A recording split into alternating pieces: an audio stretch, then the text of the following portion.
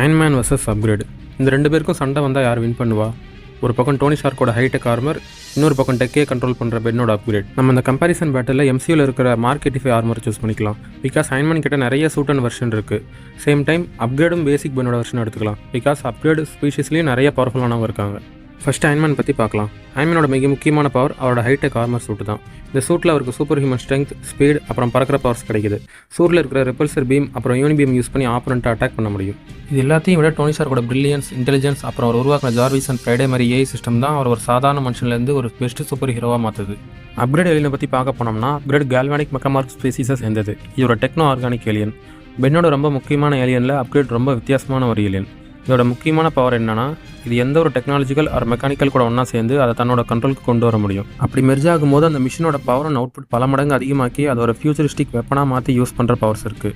இது போக பாடி liquid metal மாதிரி இருக்கனால ஆப்போனண்ட் அட்டாக்லேருந்து ஈஸியாக தப்பிக்க முடியும், ஷேப் ஷிஃப்டிங் பண்ண முடியும். அப்புறம் இதோட கண்ணு வழியாக பிளாஸ்மா பீம்ஸை ப்ரொஜெக்ட் பண்ணி அட்டாக் பண்ண முடியும். இவங்க 2 பேருக்குள்ளேயும் சண்டை வந்தால் ஃபஸ்ட்டு ஃபிசிக்கல் அட்டாக் தள்ளி வச்சிருவோம். ஏன்னா 2 பேருக்கும் ஃபிசிக்கல் அட்டாக்கால டேமேஜ் நிறையா இருக்காது. அயன்மேன் ஃபுல்லாக டெக்கை தான் பேட்டிலுக்கு யூஸ் பண்ணுறாரு. அப்கிரேட் டெக்கை ஈஸியாக ஹேக் அண்ட் கண்ட்ரோல் பண்ண முடியும். ஸோ ஈஸியாக அப்கிரேட் வின் பண்ணிடும்னு நினைக்கலாம். பட் அயன்மேன் டெக்கில் லெஜெண்ட். கொஞ்சம் ப்ரிப்பரேஷன் டைம் இருந்தாலோ இல்லை அப்கிரேட் ஏலியனை பற்றி ஃபுல்லாக படிக்க முடிஞ்சாலோ ஈஸியாக டிஃபீட் பண்ணிடுவார். அது போக அயன்மேன் ரிப்பல்ஸரை வச்சு லாங் ரேஞ்ச் அட்டாக் தான் நிறைய பண்ணுவார். அப்கிரேட் பிளாஸ்மா பீம் வச்சு மேனேஜ் பண்ணாலும், வேறு மிஷினாக டெக்கு கூட மெர்ஜ் ஆனாலும் கடைசியில் அயன்மேனை டிஃபீட் பண்ணணும்னா ஃபிசிக்கலாக டச் பண்ணணும். நீங்கள் நினைக்கலாம் iron man suit and AI hack பண்ண முடியும்னு. பட் அப்கிரேட் எல்லாம் ஹேக் பண்ண முடியாது. ஏன்னா சூட் கூட மெர்ஜ் ஆகி மட்டும்தான் கண்ட்ரோல் பண்ணும். இப்படி பண்ணும்போது அயன்மேன் ஆர்க் ரியாக்டரோட எலக்ட்ரிசிட்டி பவர்ஸை யூஸ் பண்ணாருன்னா அப்கிரேடை ஈஸியாக ஓவர் கம் பண்ணிட முடியும். ஏன்னா அப்கிரேடுக்கு எலக்ட்ரிசிட்டி ஒரு மேஜர் வீக்னஸ். இதெல்லாம் வச்சு பார்க்கும்போது அயன்மேன் வின் பண்ணிட முடியும்னு தோணும். பட் ஈஸியாக சொல்லிட முடியாது.